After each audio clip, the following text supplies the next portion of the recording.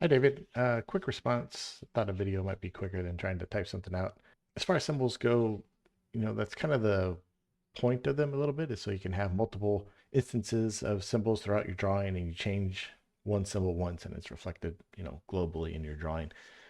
For something simple, if you just need like a one-off or something, what I'll normally do is either, for simple line work, I'll just drop it in exploded and make the changes as needed, and then I can still have my you know instant symbols there. And if I need something that's you a different color or whatever, I can have that way. If it's something more complex, say if I have a symbol that I'm using symbol attributes in, um, just pick a keynote or something where I've got a value or something like this, and I want to be able to keep that functionality.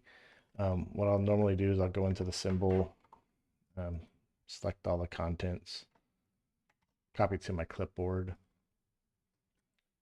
go back out, and if you hit Control Shift V, it'll prompt for a new symbol name, and I could call this custom whatever, and turn symbols go on, and this will become a unique symbol just in this drawing.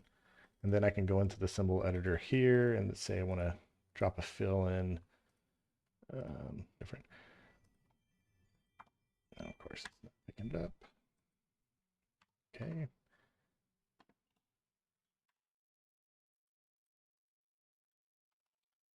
Just go ahead and change this color here. We'll call that good. So now I've got a unique symbol in this drawing. It still has the, function of, the symbol attributes, but it's unique. And I can't copy this, of course, and then this is its own thing here. But if it's going to be a symbol, any instances of that specific symbol are going to update when you change the symbol itself.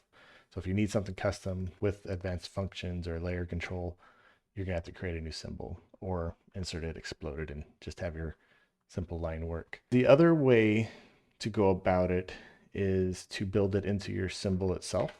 Like I have these windows here and I have them set up. You can hold control and double left click on the symbol to access its symbol layer manager.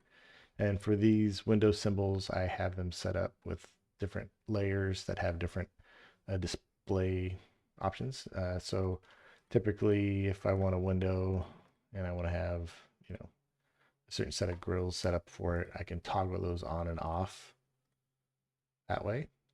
But if I want a certain, if I want a halftone for a window for some reason, I can toggle that as well. And so the colors can change based off of the layers that are in the symbol. So if I open up symbol editor and if I go, layer by layer, you can see each layer has different colored entities. So, I've got duplicate entities, but they're different colors. So you could handle it that way.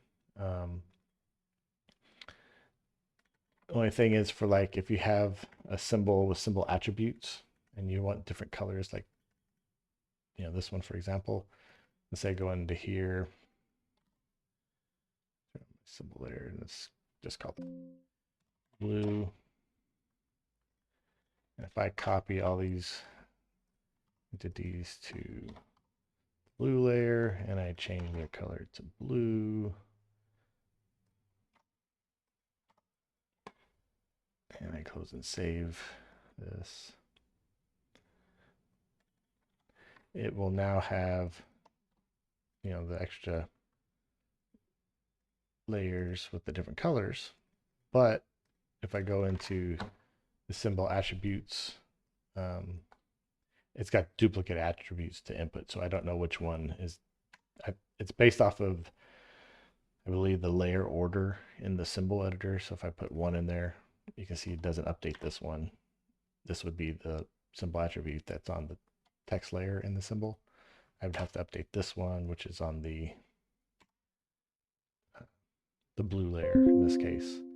So that's kind of an issue. I wish, if I only have the blue layer turned on, it would be nice if we could only get symbol attribute, that are for the current layers that are turned on. That's all on my wish list there. The other half of my wish list, I wish we could have just like when we insert one of these windows, when we drop them in, if we could have like a little pop-up that would let us create different views. Like I could have a colonial view or a prairie view. So when I insert, I could just pick, hey, what type of window do I want? And it would turn on the layers for the different views that I have. But right now I just have to manually turn those on and off. So you can do it.